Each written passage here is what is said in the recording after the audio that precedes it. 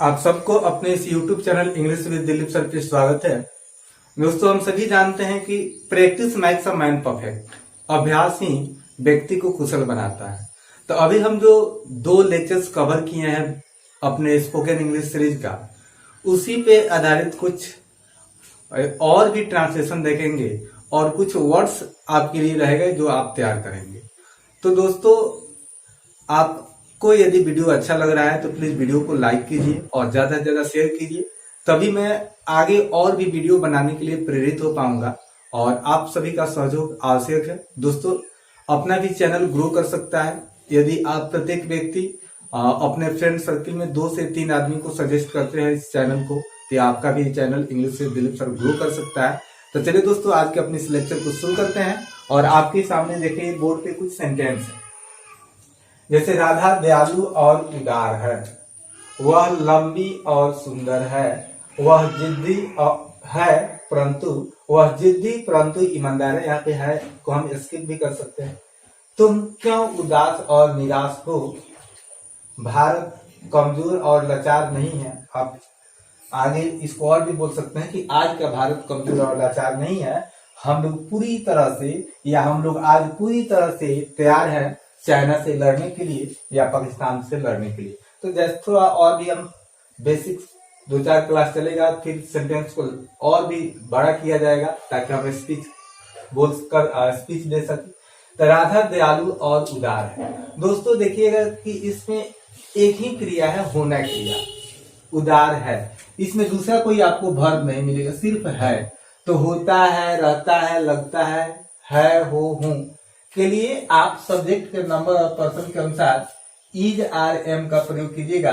आप पहले के क्लासों में इसको समझ पाए हैं। दोस्तों, यह वीडियो बिल्कुल ही बेसिक्स है। यदि आज तक आप इंग्लिश नहीं पढ़े हैं तब भी आप वीडियो को देखकर समझ सकते हैं यदि आप डे 1 से शुरू करते हैं। दोस्तों, किसी भी वाक्य के बनाने के लिए उसमें हमको सब्जेक्ट को ढूंढना होता है। सब्जेक्ट किसी भी वाक्य का क्या होता है, आप ध्यान से सुनिए, आपका बेसिक बहुत ही स्ट्रांग हो जाएगा।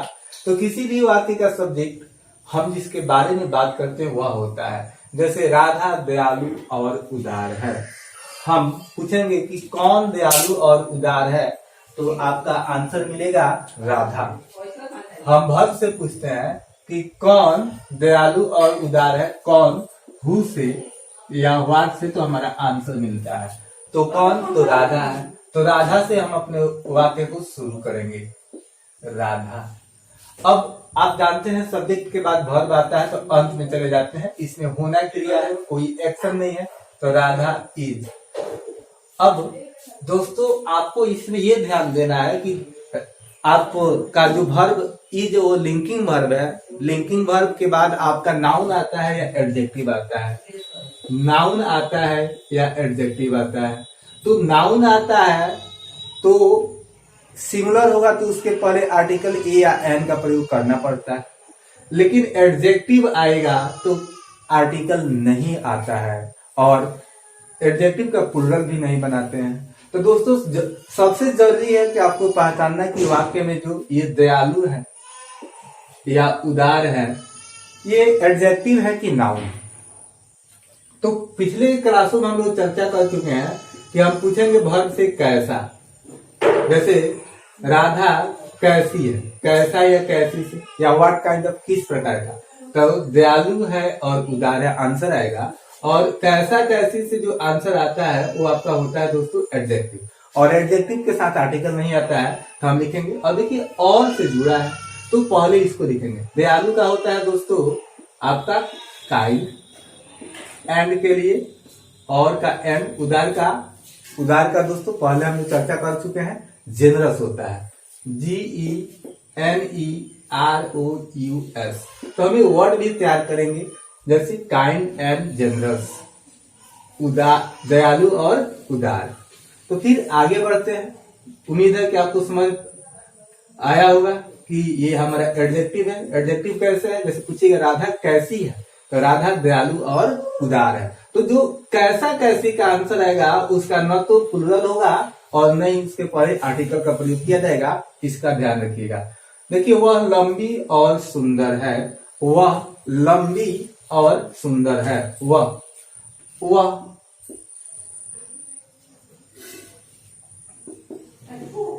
सी है। अंत में जाएंगे, कौन लंबी और सुंदर है, जब प्रश्न कीजिएगा तो आंसर मिलेगा वह, तो आपका सब्जेक्ट हुआ। तो सी और है तो इससे चलेंगे। टॉल मिस होता है दोस्तों लंबा या लंबी, and beautiful, she is tall and beautiful, वह लंबी और सुंदर है। वह जिद्दी है परंतु ईमानदार। दोस्तों बहुत ही अच्छा वर्ड आया है, वह जिद्दी है परंतु ईमानदार है। जिद्दी का क्या होता है दोस्तों, जल्दी से कमेंट कीजिए कि जिद्दी का इंग्लिश क्या होता है। अब हमें सब्जेक्ट चाहिए, पूछेंगे वर्ब से कौन जिद्दी और ईमानदार है परंतु ईमानदार है, तो आंसर मिलेगा आपका वह। वह का यहाँ पे होगा ही। अंत में जाएंगे इज, तो ही इज जिद्दी। जिद्दी का दोस्तों होता है obstinate, obstinate, obstinate, he is obstinate. जिद्दी का क्या होता है ऑब्स्टिनेट। परंतु जहां पे आप और के लिए एंड लिखते थे, अब परंतु के लिए आप लिखिएगा but. He is obstinate but honest. कैसा है, जिद्दी है और ईमानदार है। तो ये आपके एडजेक्टिव्स हुए। ऑनेस्ट, तुम क्यों उदास और निराश हो। जब दोस्तों आपके वाक्य के अंदर क्यों, कब, कहां, कैसे जैसे शब्दों का प्रयोग हो, तो आप जानते हैं कि आपके अंग्रेजी वाक्य की शुरुआत उसी से शब्द से होता है। तो क्यों का आपका होता है वाई। अब सब्जेक्ट के नंबर और पर्सन के अनुसार आपका हेल्पिंग वर्ब आएगा। तो होना क्रिया है तो तुम के साथ क्या आता है दोस्तों आर। वाई आर यू उदास और निराश। उदास का होता है दोस्तों सैड, और का एंड। निराश का होता है डिसअपॉइंटेड, डिसअपॉइंटेड।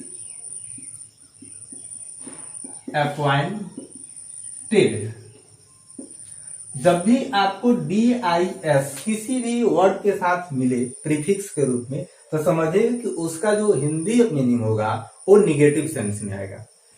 और वर्ब भी हमारा एडजेक्टिव के रूप में प्रयोग किया जाता है ईडी जोड़कर। जैसे टायर्ड भी आपका होता है एडजेक्टिव के रूप में।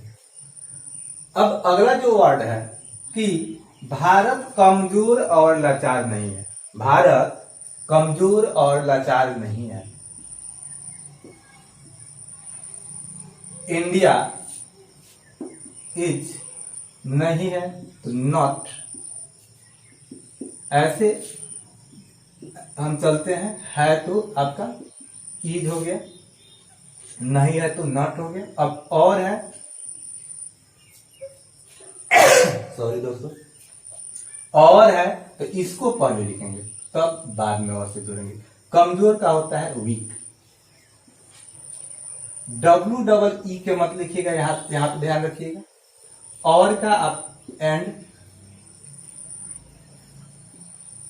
लाचार हेल्पलेस।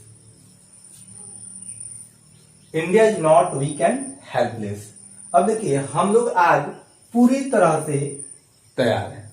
हम कहे कि भारत आज पूरी तरह से चाइना से लड़ने के लिए तैयार है, तो पूरी तरह से आपका एडवर्ब होगा। तो हम लोग थोड़ा सा यहाँ पे साफ करते हैं।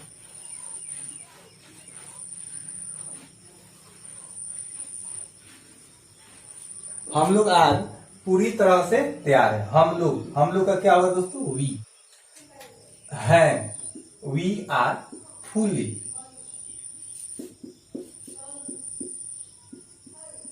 प्रिपेयर्ड।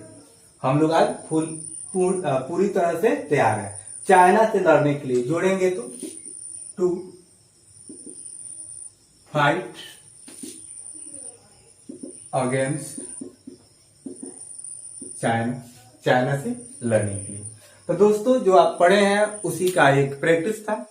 कुछ और भी आपके सामने वर्ड है बहुत ही अच्छे वर्ड है। आखिर ये जो 2-3 है आप इसको अपने प्रैक्टिस में लाइएगा और इसी प्रकार आप सोच सोच के ट्रांसलेशन लिखिएगा और इन शब्दों के ट्रांसलेशन बनाइएगा। जैसे आपके वर्ड से देखिए, हंग्री मीन्स भूखा। जैसे क्या हुआ, भूखा है, क्या होगा इंग्लिश, इज ही हंग्री।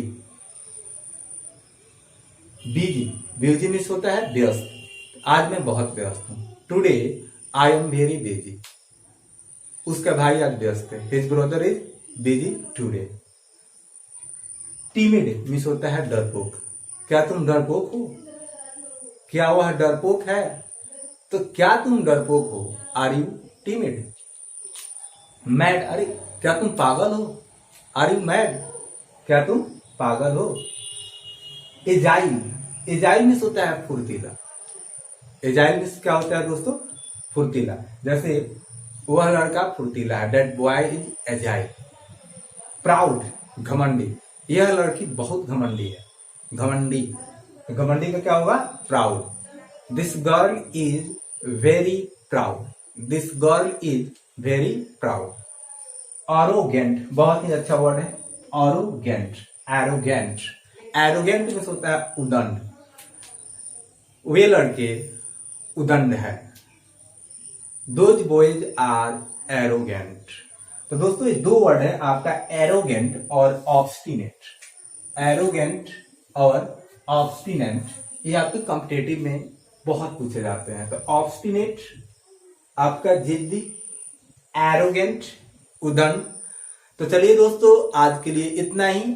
यदि अभी तक आप चैनल को सब्सक्राइब नहीं किया तो आप अपने चैनल को सब्सक्राइब कर लीजिए और अपने फ्रेंड सर्कल में ज्यादा से ज्यादा शेयर कीजिए। थैंक यू दोस्तों, हैव अ नाइस डे।